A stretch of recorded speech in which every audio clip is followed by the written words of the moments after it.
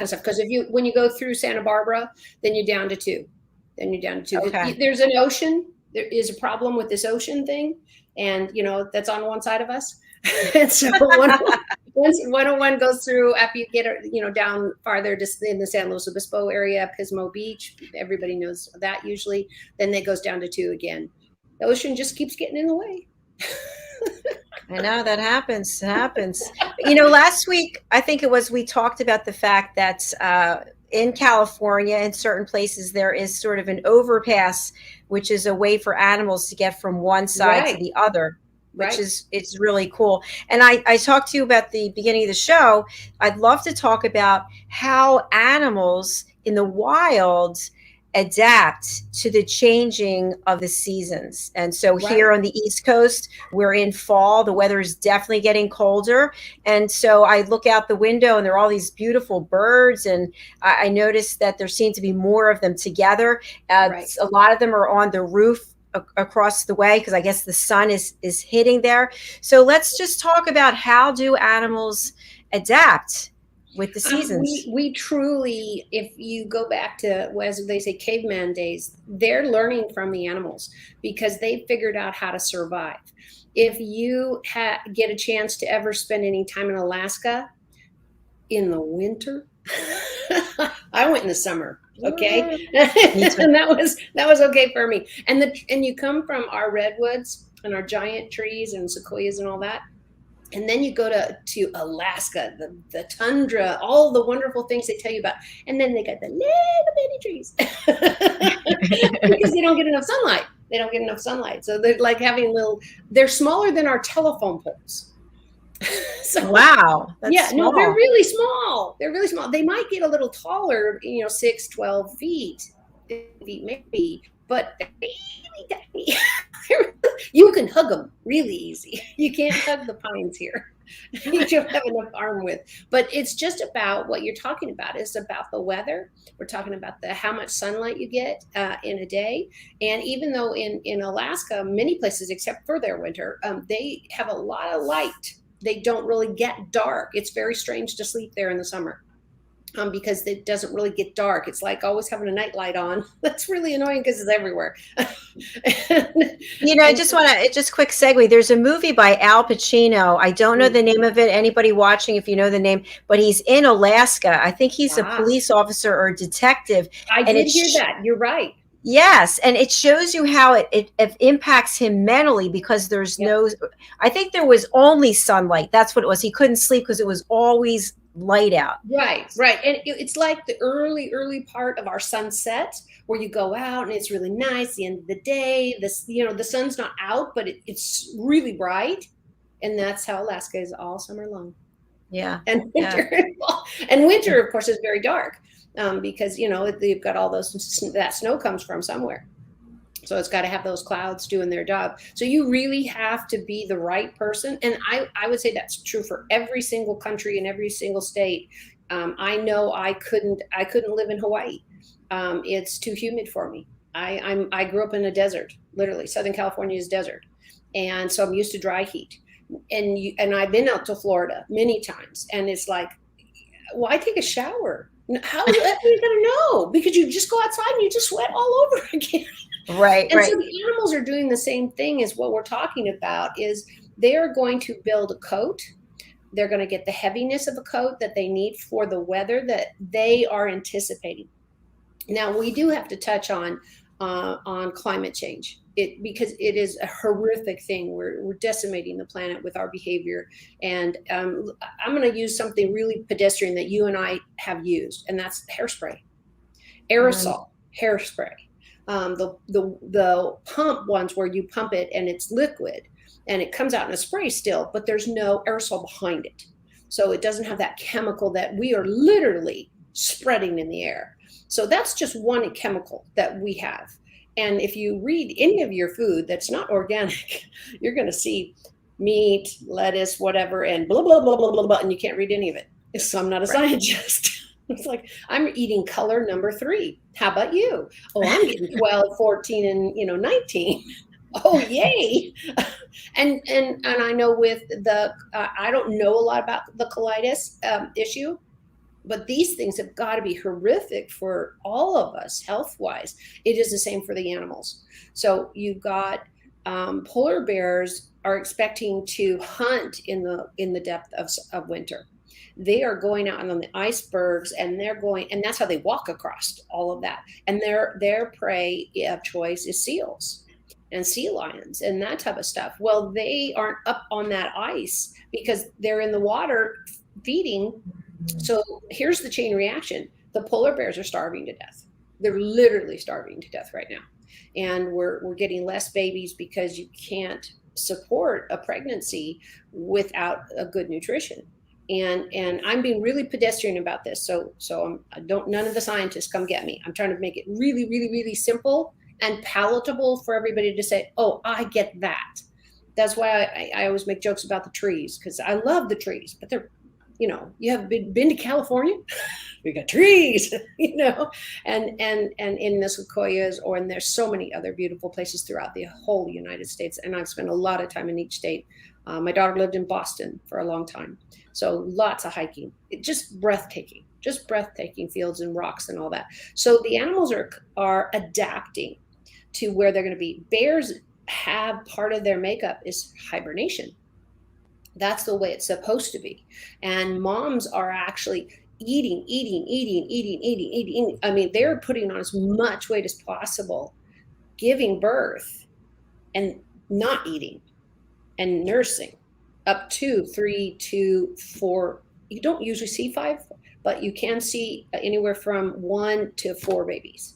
Can you imagine having 4 babies that you need to feed 2 or 3 or 4 times a day, and then keep your own body going? The same with the polar bears. They are living off that fat. Well, if they're not getting the sea lions, because the sea lions aren't in town or they're not breeding themselves, what wildlife does is really unique that humanity doesn't. Their body clocks how the food sources are going. So you'll find some wild animals won't even ovulate. They won't even produce an egg because their body is saying, well, we're too thin. We don't have the resources. So nature really, really fine tunes this. You get the bugs, the beetles, everything. You get a good swampy, wet year, man, those mosquitoes, which are as big as that leaf sitting next to you on my camera, and they actually have stuffies, stuffed animals. We saw them in gift shops, this big stuffy with legs, and it was a mosquito, because that's the biggest joke around there is they have the largest mosquitoes. Wow. They're huge. They're literally huge because they've got plenty of people just sitting around and just got to get through that jacket. It's a challenge. In the summer, it's easy to do, I'm sure, and everybody's plumped up in the people too. But because of everything that's going on the planet, with the oil spills, with the dams that are built, the beavers don't have a path. The salmon don't have a path. And if you look back to the Native Americans, they are also starving because their whole meal is where they live, as far as they are very, very good at really respecting the soil and the time and what they hunt, when they hunt, and not over hunting. What we don't do as a society is we don't care about that. We it's okay to spill 60,000 gallons of oil all over and go, oops, my bad. Okay, you just took out how many ecosystems? They don't just come back. So all the animals are built to change with the times, and you wonder why they're coming into town. You'll see moose walking right into Alaska, right down the street, because they find food, and deers. That's why we really, if anybody wants to just, I've never done a YouTube video where I did the whole thing, no editing, front to back. I got inspired by something I saw.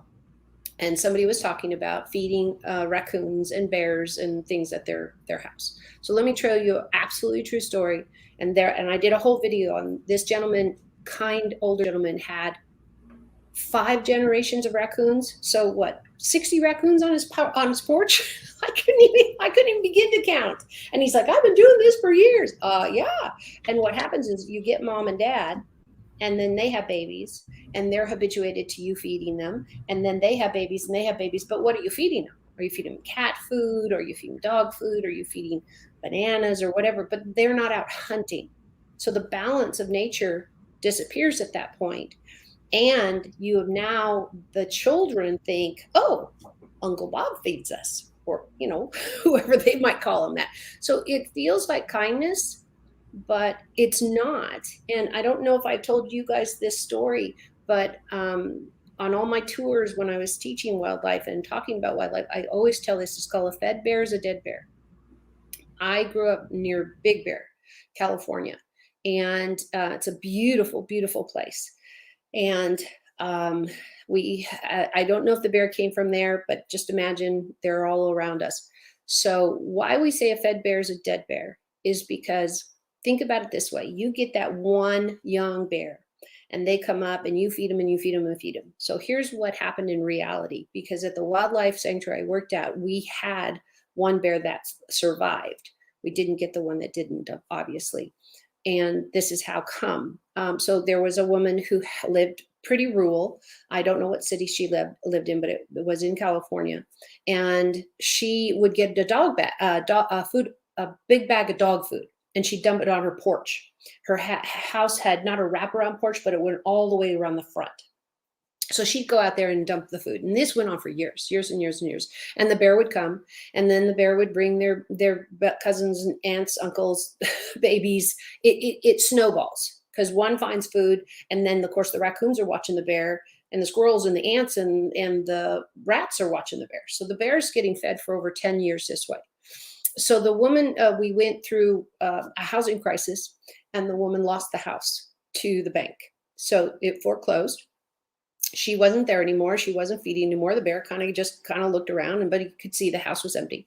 So a couple months later, I don't know the timeline, bear came back because somebody moved into the home. And of course, does the bank know the home has a bear? Probably not. It wasn't on the disclosure statement.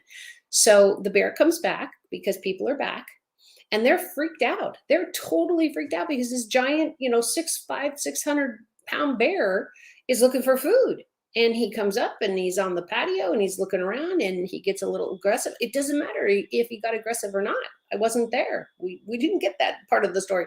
So they called Fish and Wildlife or somebody else, or they did it themselves. Again, I don't know. And that bear was shot dead. And this all started because somebody thought it was cute and nice and fun to feed the bear. And you get everything in the wildlife industry, people that work with captured animals that are habituated to people, or somebody had them illegally or whatever. And that was the place I worked. That humanity thinks they're doing a kindness, and what they're actually doing is getting that animal killed, because they don't have a sign around their neck that says, oh no, I go eat at Bob's house. I don't eat at Karen's house, but I eat at Bob's house. I don't go to Sally's house, but I go to Bob's house. They don't work that way. Once the wildlife sees you as food, things change. The relationship changes considerably. So let's go down to a really pedestrian way. How about hummingbirds and bird feeders and squirrels and that type of stuff? Don't let me forget to tell you the neatest thing I saw online a couple of months ago about a squirrel thing that doesn't hurt, but it's hilarious to watch. I'm sorry it was. It didn't hurt him at all. But hummingbirds need plants, just like the monarch butterfly needs plants, without pesticides, no pesticides, raid and all that type of stuff. But when you're out there feeding them, make sure it's something like winter, where seeds are really hard to find, but don't do it all summer, or do it in very small. What I'd rather see you do is plant some flowers. They would be beautiful. And that's what the birds are looking for. That's what the bees are looking for. If you like food, you want to feed the bees. All those girls are working their hardest out. The boys are keeping the hive together. So all those girls are out there doing that. So put out things that are natural, not sugar water. And that's what a lot of people just go and get the colored water for the hummingbirds. Well, no, how about some flowers? How about some plants that they can actually eat? And the fun thing I saw with one bird feeder that they had, it was a very rural place in the middle of the U.S. somewhere, and so they had this long pole with the seeds way up high, and squirrels are jumping off a tree branch 2 feet away and jumping across. I mean, doing everything to get on this. And you know what they put on, Jacalyn? They put a slinky. They put a slinky at the bottom of the house that had the seeds in it, with the clear on it. And the squirrel goes running up the pole, and gets about 3 feet from the feeder, 2 or 3 feet from the feeder, jumps on the slinky, and slink, he got slinked down. Oh my gosh. It's a really funny clip. And I've seen it a couple times now. I don't hunt it down. It seems to follow me on a couple times. And I was like, now that's just funny, because it's harmless. And you get to save your seeds from the guy. He's just going to wait at the bottom until the bird drops it anyway. But that's why you get weeds that shouldn't be there, because the seeds are growing. And I'm not saying not feed the wildlife, except for carnivores. Don't feed carnivores. Don't feed squirrels or the squirrels, the raccoons, and the bears. Deer. They will tear your house apart. So question about that, because I saw a skunk last week before I saw you. So what if they are breaking into your trash? You've got to lock the cans. You got to. You have, and people can do simple things like put a brick on top, like 3. Because if they figure out that the bricks just have to be pushed away, well, then you got to start all over. But they make trash cans, even plastic ones, that have handles that lock the lid and that type of stuff. So there's a million nowadays. It's been done so often, and you got trash diggers, and then you and I both know, then you have all that trash to pick up, and it blows. Yes. And again, I grew up in the high desert. Oh man, this is 60 miles an hour on a slow day. I've actually played sports in that thing. My dad never canceled anything. He was my coach. We're playing tennis. That is just hilarious. I mean, you just get the net here, and one side stands all the way at the fence, and the other side stands at the net. And it's like, this is not a sport. It's who's more creative than the other. But that's what you're dealing with, is you've got to outsmart them, and you never will. So you've got to engineer it with the cans come in. They either get filled up in the garage, and then they get rolled out. And that's why so many garbage companies are demanding that everybody puts their trash cans back in their garages when it's an HMO and that kind of stuff, where our homeowners association is, with condominiums and that type of stuff, where they can really put their foot down about this, because cockroaches are a huge problem.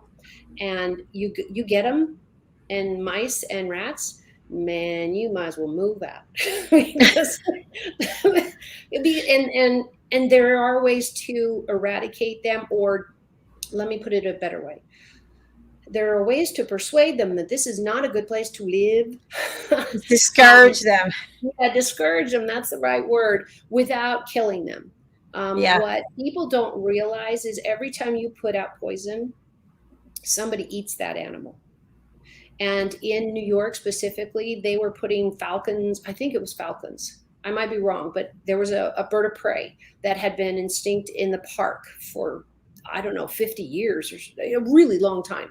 And years ago, 20 or 30, 40 years ago now, because I read it in college, they were reintroducing these birds of prey. And they're small. They're the falcons that are pretty compact. And it was really neat, because they finally got a breeding pair, and they don't know where the girl came from, but she flew in looking for me. And they actually built a nest on the end of somebody's condo, those $1 billion condos, on the park. But they let it there. And of course, they have a lot of laws. Here in our town, the city hall, we have a peregrine, a couple that's a peregrine falcon. And they nest right on the edge of the it's like 10 stories, 11 stories straight up with glass window walls. And so they now have watch groups and all that kind of stuff. But the problem with the falcons and I apologize if I'm misbreeding it, but I'm going to go with the falcon because it was a bird of prey in New York, is that the gardeners were still putting poison out for the rats and the mice. And what did the falcons eat? Rats and mice. That's And nice. all their babies died and the female died. The male was the only one that lived. So it was I don't think people horrible. think about that. Yeah. Yeah. And no, because we're not looking at the consequences of our actions.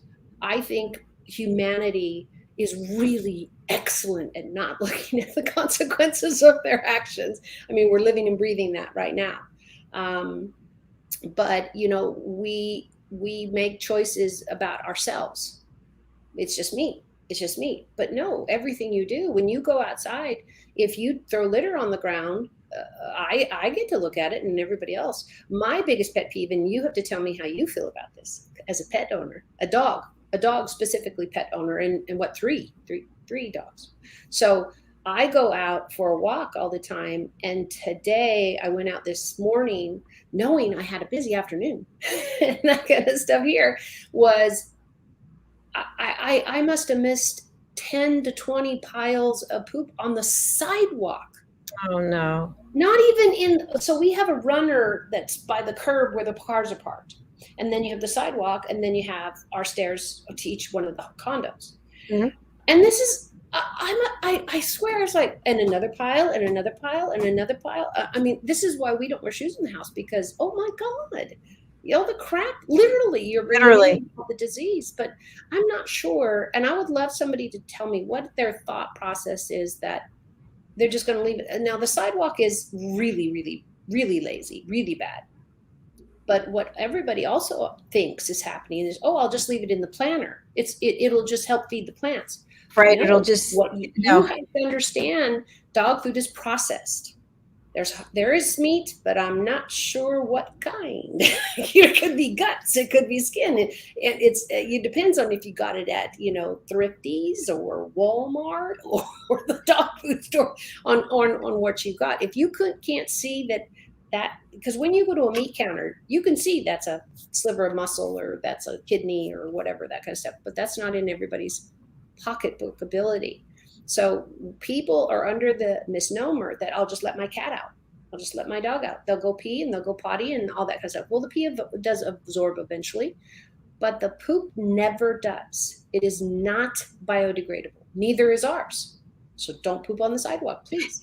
And by the way, I've actually seen this where there's a pile and it's left there, and then the weather changes, it gets cold, and it's still there. Now it's frozen. Yeah. And see, even the wildlife doesn't want it. Even the ants, if you'll notice, even the ants don't come get it. They'll come after the cow poop. They'll come after the goat. They'll come, somebody will go after that because it is great. It's full of alfalfa. It's full of seeds. It's great stuff. Blue jays, they'll go and get the seeds right out of that poop, but they will not. None of the wildlife will handle or even bother with pets' feces. And so many people, I can't tell you, this has come up lately in so many of my talks and so many people online, and they're like, I didn't know that. I said, did you read the ingredients on your dog food? Okay, first 12. I don't think I can pronounce them. It's Feces Friday here on USA Global TV. Well, if we can get one person to pick up, it's a start. And a lot of people just don't know that it's not biodegradable, and especially on the cement. I saw 3 piles just a block from, not even a block, four houses from my place. 3 piles. It's not good. It's not. We have to pick up. We have to be responsible, because to me, that's part of being a pet owner. You have to be responsible. And if you're not going to be responsible, don't get a pet. Right. So, well, and that's the tragedy of what we're talking about, that so many people at the beginning of the pandemic, in those first 3 to 6 months, they all went out and, I got to have a pet. I'm alone. And guess what? They went back to work, 3 months ago. The shelters are absolutely packed. It's heartbreaking, absolutely heartbreaking, because those pets thought they had families. Think about it. I got a kid. No, I don't want a kid. Don't do that. And nobody at the shelters can see that. They screen people like crazy now, ask you tons of questions, and where are you going to do it, and what is your large? And the only thing they don't do is go out and visit your house unless you're with a breeder. and Dr. Jacalyn, I'm in the middle of putting together. I have to walk really carefully with this topic. Besides the family I'm working with, so somebody who is helping me in our home, her family got a purebred and asked the breeder a day or two later, hey, he doesn't look well. Within 5 days, that puppy died. And this is why we warn people about breeders, especially backyard breeders. If they're not certified, if their mom isn't seen a vet, if they don't have anything, if the price is too good to be true, it is. I don't care if you buy tennis shoes or socks. It is. If you go to the dollar store, expect to keep the socks for at least a week. Right. And wash it once or twice, because you're paying for what you're getting. But now these people spent hundreds of dollars on this puppy, and they swore by its pedigree and all this kind of stuff. But what they didn't do is they didn't get a vet check. It is expensive. But if you're buying a life and you're planning, this was a young couple, young married couple, and they were planning to have this dog for, 20 years, 15, 20 years. And I got to see pictures of it the day before it died, and his entire spine and rib cage could be seen. They could not get him to eat from the day he came to them. Oh, it's so sad. Yeah. I hope people are taking this in and really thinking twice before you just go and get a pet, or you get a pet and you decide to get rid of the pet, because it's a life. It's a life. Just like you said. Life. It is a life, and we can do this better. I believe people can do this better. I believe that we just don't know what we don't know.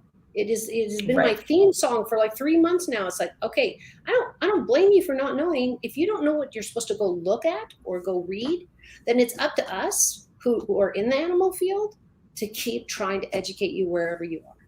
And your show is giving me that chance. So thank you so much.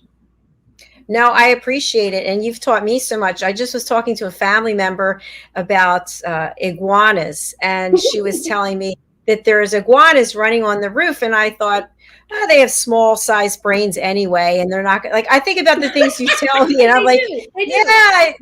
And if they get in your way, take a stick and go. I told her that, go tap, tap, tap. And as long as you're not trying to steal their food. So you share so much great information, and we are just going to take a quick break.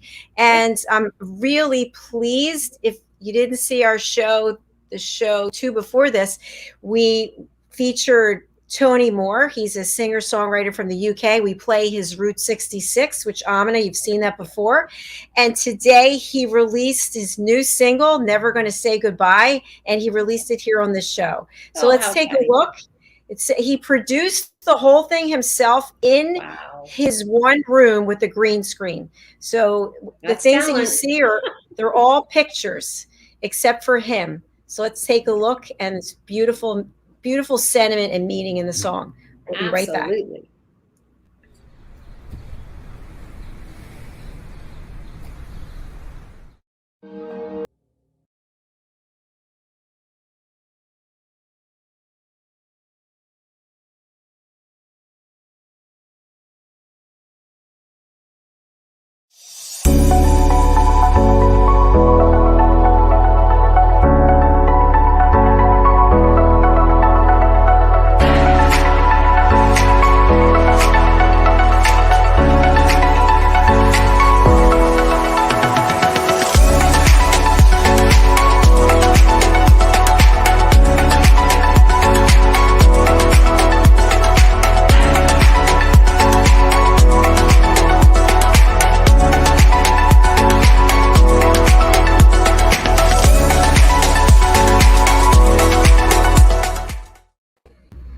Hello and welcome back to USA Global TV and Business Talk Radio. This is presenting Pet Psychic Aminah. She is right here. Hello, Aminah. And thank you to Tony Moore. What a beautiful song. What did you think? It was wonderful. It was wonderful. It was so nice to listen to.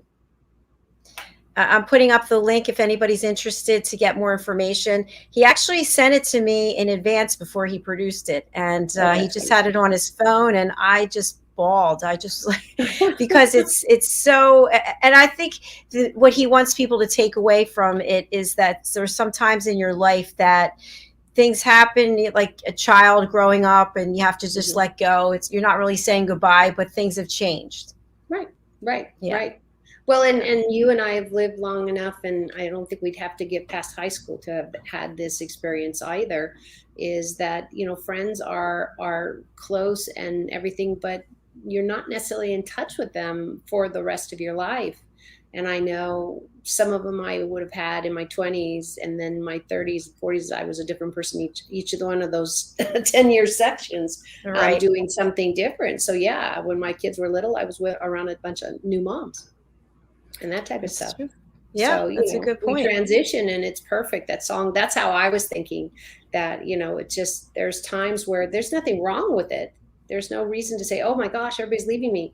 No, maybe this is a cleaning the house, and there's such new friends to get out of your own way. Some of us are in our own way to not make that stretch, to say hello to that neighbor that just moved in or whatever, and just say, hey, hi, what can I do for you, and how do we collaborate, and that kind of stuff. I'll knock on your wall, you knock on mine. Well, as we were talking in the beginning of the show about animals in the wild and how when the seasons change, how they adapt, and you were sharing about different breeds have different coats that get thicker, or maybe stockpiling up on eating food so that you get some girth around you before hibernation. What about the birds? I'm so interested in birds. I'm afraid of them. I try not to after meeting you, but I think it's just because poke your eyes out. That's just the Hitchcock. Guys, I saw that movie several times, and I was always scared by that. But the thing is, like here where I am on this island, there's so many birds, and I see more and more they're gathering on the telephone, the wires. Right. It looks like more and more of them are getting together, and I feel like they're saying, hey man, do you think we should leave? Like, it's getting cold, should we hit south? Like well, and what you're seeing is animals are coming into people area, and have been for the last 25, and this is conservative, really the last 25, 50 years is more like it. That was the trickle in at that point. And it's because where's the food? We're slobs. We drop burgers everywhere. We drop the trash. They lick the wrappers. The rats are thrilled with us, absolutely thrilled. They can, and the cockroaches, they can eat anything, and go through a Chernobyl event and still. Yeah, they still keep going. Yeah, they just, the Energizer bugs or whatever that is, and we all know that reference. Somebody else might not. A little Energizer bunny with batteries. The natural world is really good at adapting, but when humanity gets involved and we spill oil, like what happened off our coast, and I believe it was off the California coastline, that it was just decimating all the birds, all the seals, or wherever the last oil spill was, because they can't get it off their bodies. Right. You drown birds with it on their feathers. They can't get any flight. Well, you can't go get any food if you're just hopping around on the ground, because now you're fodder for whoever runs bigger, faster, or just hangs out and waits. If you're all covered in oil, they can't even eat you at that point. So people don't realize, again, I'll give you another example. You see these absolutely stunning animals in elephants, and they're the gentlest souls, and of course they can fight to protect their own. They're giant and that kind of stuff, but obviously they can't protect themselves from a gun, and the whole silliness with poachers and that type of thing, that they don't care about that life. But if you want to plant the forest, you need those elephants. They eat off the ground. They eat all the bushes and the trees and all this kind of stuff. The birds pick them also. I mean, there's a whole bunch of, I'm just talking about the elephant, and the birds do it too. And so many other things, the gazelles and all that. And they eat, and then they poop out the seeds. And guess what? Now you're going to get talking to me about the dung beetle. Ooh. I love the dung beetle. They're wonderful. I call him he. Sorry, guys. But because it's a whole chain of events. That's the whole way the world is supposed to make. You do this, and then I do this, and I do this, and guess what? Then the trees blow, and then when the rain comes, and then we cycle again. So the elephants have this ginormous poops and the seeds in there. And then the dung beetle comes and rolls them all around. I didn't study the dung beetle. I watched the videos because they're fascinating. But without that beetle, just that one beetle, you won't have the disbursement and the forest as diverse. You'll have 100 of the same trees, whatever the elephant happened to eat and pooped at the same place. It would be just choked. But look at how nature is crafted to get this little, it's like a cockroach size. Mm-hmm. And it literally, if you want to be grossed out and laugh at a bug, you just go watch the dung beetle. They're hilarious. They're so industrious, and it's so important what they do. But without any one of those in the chain, and all of this falls apart. That's where our forest falls apart. That you kill the elephants, well, then we don't have the poop, and we don't have the seeds. Then you have the birds eating the seeds, but you don't have the fertilizer, and then the beetles die. So everybody all connected. Everybody, we are all connected.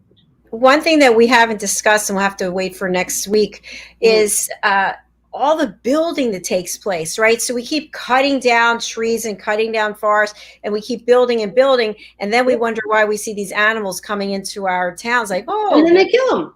Then they kill them because we literally took their home away from them.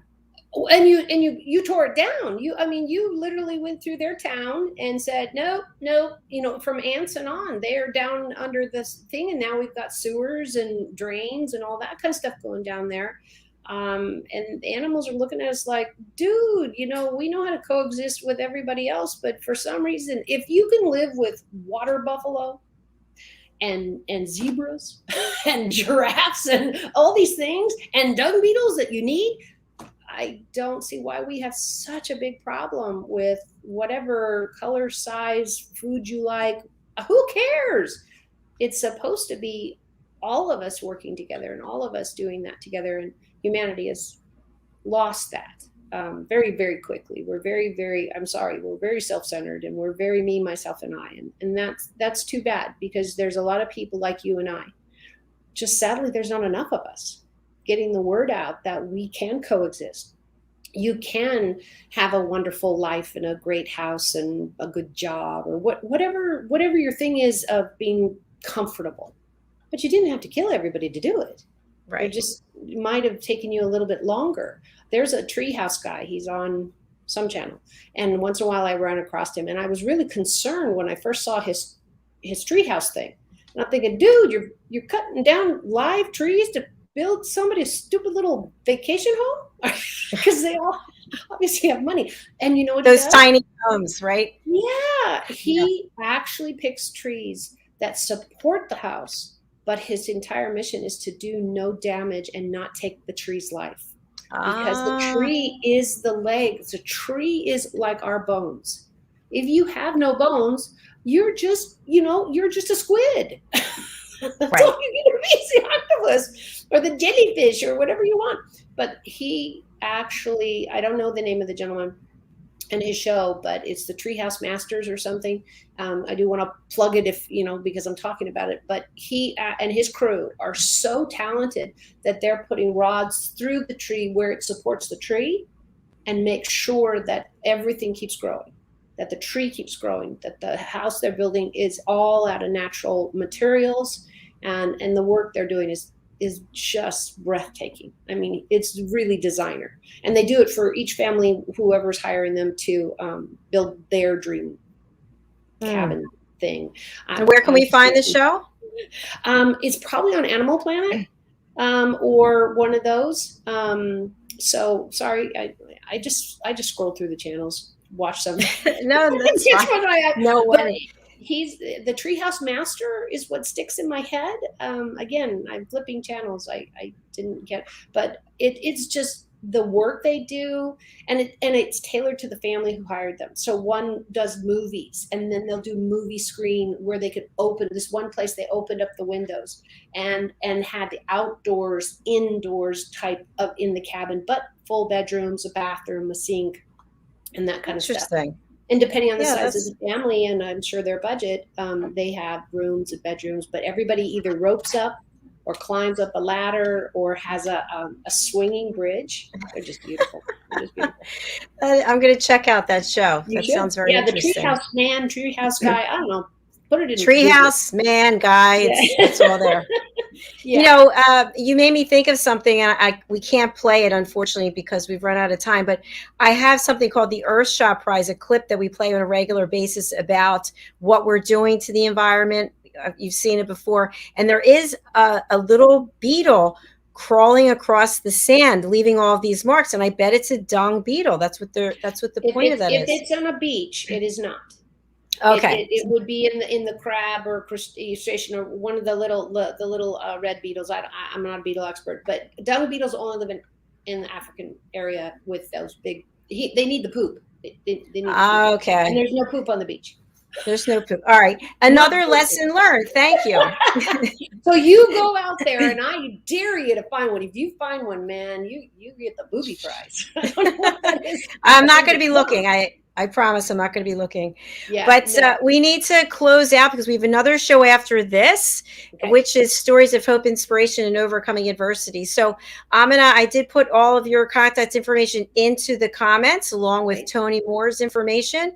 But for people listening on the radio, let me spotlight you again and just let people know how they can reach out. And you have a special offer for our audience. Your shows. Just for your shows. And of course you can prove it or not prove it. I'm not going to check. So Bridging Worlds, and there's an S on that. So INGBRIDGINGWORLDS.US. Everything you want to know about me, my background in public speaking and that type of stuff, it is all there. And for everybody on this network, I am doing a special until January 5th. It will start November 30th. My rate is $75 for up to the first hour. So if you talk to me for 15 minutes, it's still the same. And I am making for Dr. Jacalyn's entire crew and anybody who needs it, it will be $50 for that hour. And of course, if it goes longer than that, then it's $1 a minute. But from November 30th to January 5th, this is for your audience, and you can share it as you see fit. Okay, keep talking because I'm creating the post right now. So I'm putting Aminah's offer is $50 for an hour of any pet question you have. Is it training? Is it do I adopt? Is it end of life? Or has your pet already passed? Because I do have the gift to talk to people and animals that have passed and moved on. So that conversation, and it doesn't matter how long. I have a client that she's probably in her 40s, and when she was a young girl, she had a dog she really wanted to talk to because the people that cared for her, I think they were a foster family, said that the neighbor shot the dog. And that wasn't the truth, but she suspected that something else happened and wanted that answer for me. And I can do that. Again, everybody has free will. So I offer the help and you're the door to go through. So again, this is only for your show. And I might be nice enough to add it to my Facebook page, but it has not been the intent at this point. And it's $50 instead of $75. Okay, perfect. I just posted it. There it goes. Aminah's offer is $50 for an hour of consultation about your pets and pet questions. November 30th to January 5th. Go to bridgingworlds.us. Absolutely. Who said I can't do two things at one time? Nobody, because you're running this show way before you had all this wonderful support and tech and all this kind of stuff and the fancy stuff. I can say I know you win. I mean, it was recent, but yeah. Well, I've only been doing this for a little over a year. August was a year. So wow. And I thought you'd been doing it like for 5 or 6, 7 years. The way you had it all so slick and everything worked out and all that kind of stuff. It's really nice. But it's great having the channel to be able to give everybody the link, and that's been really, really wonderful. And what I've been saying today on the shows, for those of you watching on YouTube, I see you there, and also LinkedIn, Facebook. Just go to wherever you're watching and just click share. It's so easy. click share so that more people can find out about the program. It doesn't cost you any money, and we're all about helping each other. So share, share, and more share. Absolutely. And it comes back to them. Every time that you do a good deed, that good energy is what you pass on, but it also blesses you at the same time. So true. It feels good to help others. And so that's what we're doing. And we encourage you to do that as well. Exactly. So and we're going to get all my guests well, all at the same time, and get them back on the show and that kind of stuff. But of course, we missed Corky today, and we will wish her well. And she's to stay home and rest and get past this. So yes, take care of yourself, and we'll see you again, Corky. Yes, we look forward to that. Absolutely. And I will see you next week. And you know what? It is the 26th, right? Yes, it is. So we're going to talk about anybody who wants to join us and talk about what they're thankful for and how their pets have helped them or not. We can go any way you want to go that's organically helpful. And anybody who calls in, I will do my best to answer any of your pet questions, a reading or not. I am a trainer, and I can help you with training issues and end-of-life conversations and that kind of stuff. So join us. If you have time with your family, we can joke. I am horribly sarcastic, so we can crack animal jokes all day long. We can talk dung beetles because I love them, and everybody thinks I'm strange because they are poop pushers. And I just want our audience to know that next week I will be broadcasting from the road, so we will not have any call-in opportunity, but you can write in.